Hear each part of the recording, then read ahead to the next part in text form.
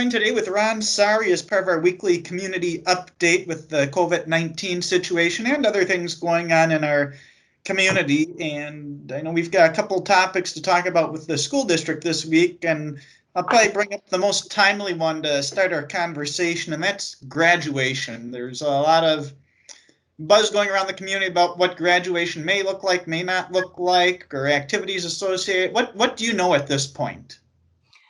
That's a very timely topic. Thank you, Josh. Let me start by saying we knew last week that the governor was going to come out with some kind of additional proclamation, and that would be at some point before Friday is what we were told. Well, on Thursday, he came out and extended his order to, I believe it's like May 26th. At that time, he also told us the school year has to be completed virtually. We can't open up our doors, that the school buildings are shut. He also said that virtuals for summer in June will, if we have summer school in June, it has to be virtual. And so that evening I put together a communication that included the fact that our graduation date of May 31st, Sunday, May 31st was going to stand, that we were going to have that. And the reason is because we had done so much communication amongst the administrative team on this, should we or shouldn't we have that? And, you know, Josh, we talked about the fact that after the school year ends, there's a lot of kids that are going to take off, whether it is to go to work, whether it's the military that they signed up, whether it's the post-secondary education. You know, once the school year kind of wraps up, people scatter and you can't get everybody back. And we wanted this. We want to have some kind of a celebration with as many people as possible there. And so that was one factor. The other factor is our networks that we have, our professional networks, include people close to the governor, include people in the know in the state, and they're telling us things like, you're probably good. This order that the governor just put out is probably going to be extended. A lot of people don't know that, but that's what we're hearing.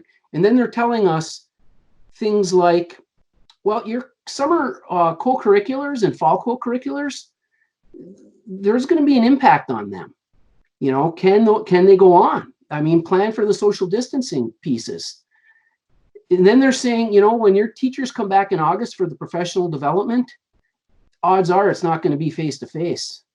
And then they say, when you open up in September, you're not going to be opening up like a traditional type of open up. There's going to be a virtual component to it. We're just not there yet. So we know all of that. And so, you know, we made a decision. If we postpone a graduation from May to June or July, even August, those restrictions that are social distancing of 6 feet and less than 10 in a grouping are still going to be in place. We're very confident of that. We just don't have the confirmation, but we're very confident of it. So would we be doing any favors for our parents and our students of delaying it? And then we're in the same boat that we're in right now, you know? And Ron, that's the difficult part on all this is no one, you know, you're hearing some stuff through some channels you have. Anyone that's following the news or following what's going on with the situation can make an educated guess that probably after May 26th, there's still going to be some sort of restriction, whether it's what we have now or if it looks different. So, you know, a lot of what you're saying very likely could happen.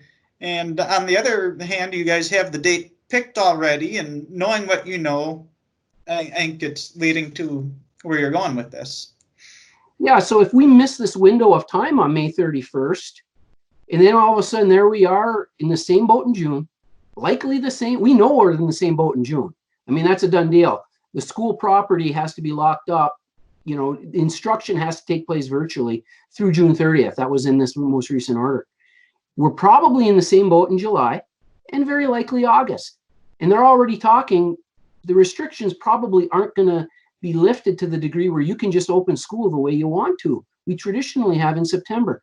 So, you know, reading the tea leaves, it's pretty clear to us, if we miss this opportunity in May, we're going to be in the same boat, and then we're going to have less kids be able to participate because of they're going to scatter. A lot of them, not all of them. Some of them will still be here. And I can only imagine how difficult this makes it for you as an administrator, for the school staff, for the students and the parents. It is, it's such an emotional thing because our kids invested 13 years of their life in our school system.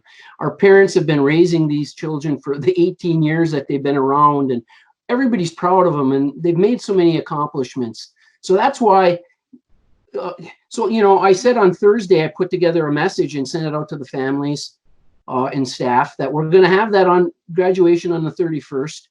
I gave you the rationale, and the next day, the high school administration met with the senior class leaders. So they picked the president and some of the vice president and the valedictorians, salutatorians, got them together Friday, and they had a virtual meeting and talked about what we're talking about and talked about some ideas, got some input, and then they created a survey that was sent out then on Monday of this week, the next business day.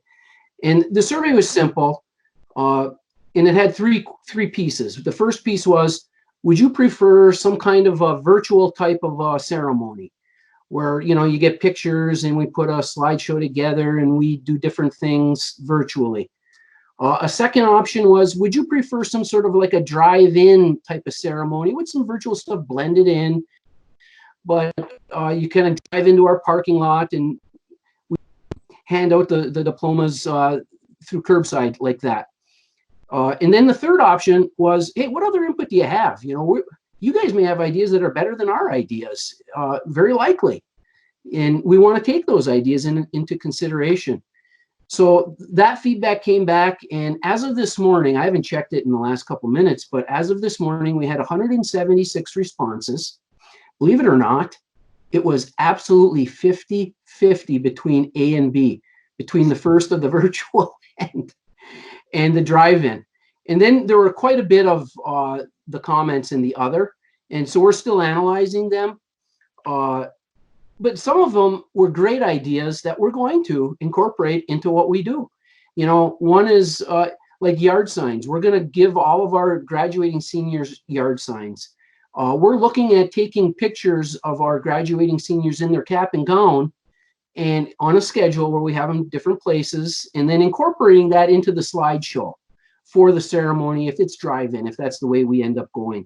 But the option of delaying this into the future just doesn't make sense, and that's kind of off the table now, unless the school board wants to go that route.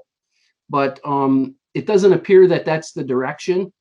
So, and people got to realize that some of the commentary are like, I want to walk across the stage and hug my friends and that type of thing, and we have to keep people safe, and we can't violate that safe at home order. So that option kind of is gone. So right now, Josh, we're in the process of putting a communication together that's going to get sent out to our parents and our seniors that'll have a lot more detail of this type of information that I'm sharing with you in it. It'll be 3 to 4 pages and pretty comprehensive, and hopefully people read it to understand the background, the rationale, all the data that we're exposed to that we did not yet communicate out. And in hindsight, before that survey, I would have rathered we sent the details out with all of the ideas that have been thrown around and tossed before we did the survey. So it was, maybe it wouldn't have had people jump from wherever point they were to a point of confusion or frustration. We got a lot of emails last night and today of frustrated parents, and rightfully so.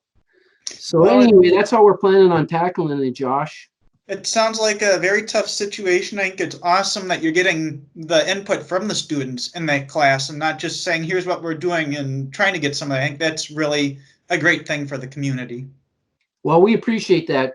This school system isn't the Ron Sari school system or administration. I mean, it is the community school system. So we do want to have that input. At the end of the day, somebody's going to have to make a decision. And we need to do a better job of communicating and being more proactive in our communication at the same time. But yeah, that's where we're at. So you've got to take everything that your students and the parents want and you got to combine it with the orders from the state and the information you know, and somehow try to make as many people happy, and that's got to be a difficult job. Well, we know, you know, Josh, coming in, we know we can't make everybody happy. We know that there's going to be people that are going to say, we're not coming to the May 31st event if it's a drive-in because we don't feel safe. And that's okay. They have the right not to. And we're going to have people that are saying, you know, we want a traditional one no matter what, push it off for, I don't know, months, a year. I don't, you know, they want that type of a send-off. And that's really, I mean, they can want that. And we understand that, but that's just not in the reality of where we're at right now. So we're trying to find that middle compromise, but yet knowing that there's extremes on all ends that are going to not be happy, unfortunately, you know. So you kind of touched on it. So after graduation, you lead into summer school time, and you kind of touched on it earlier that summer school's very likely not going to be an in-person thing this summer. Will Waupaca schools be participating in some sort of virtual summer school? Are you taking the year off? What does your planning look like for summer school this summer? Summer school will be virtual. Okay. We know for sure June is, and so we're planning for it all to be virtual. Now, if something happens and we get lucky, the stars align, then if in July it can be in person, we'll do that. But that it is not looking that way. I hate to burst anybody's bubble, but it is not looking good. So we're just planning that it's probably very likely going to be virtual. And we've got 3 sections of summer school. We've got 2-week sections with little breaks in between. You know, we got a week off for the 4th. And we're debating right now if they should be 90 minutes long. Each class is right now 90 minutes. We're debating if that is the right amount of time, if they should be less time.